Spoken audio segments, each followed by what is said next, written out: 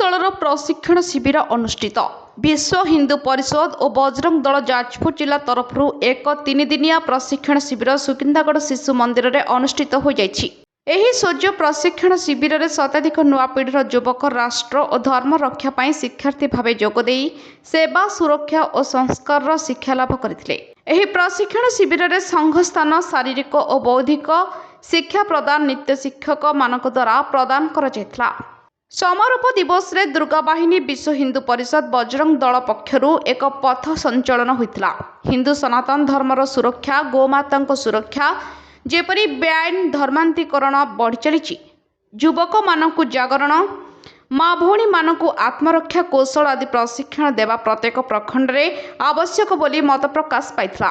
एही प्रशिक्षण शिविर में मुख्य अतिथि भावे विश्व हिंदू परिषद ओडिशा पूर्व प्रांत संगठन मंत्री शरद प्रधान, सम्मानित अतिथि भावे ओडिशा पूर्व प्रांत बजरंग दल संयोजक प्रभात भूषण त्रिपाठी, प्रवचक पंडित अशोक शर्मा, मुख्य वक्ता भावे ओडिशा धर्म जागरण प्रचार प्रसार प्रमुख संतर्षि दर्शन विद्यार्थी महाराज जोगदे आशीर्वचन प्रदान करथिले।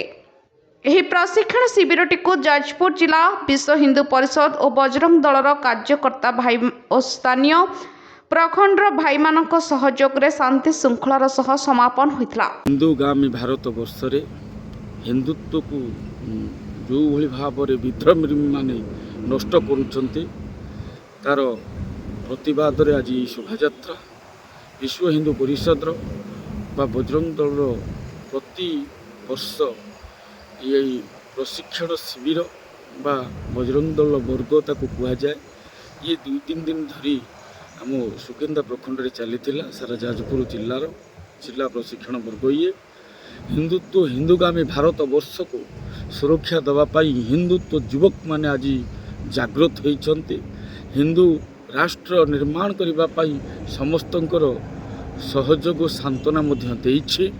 हिंदूगामी भारत वर्ष रे राष्ट्र सुरक्षा पाई हिंदुत्व को बंचाइबा हिंदुवादी चिंताधारा भारत वर्ष जो भारत वर्ष राम राज्य बा प्रभु कृष्णंकर राज्य थिला देश थिला से पूर्व अवस्था को फेरई आने विश्व हिंदू परिषद बा बजरंग दल ये परिकल्पना भारत वर्ष रे हिंदूगामी राष्ट्र पुनर्निर्माण करने आज हिंदू युवक एकत्रित होती।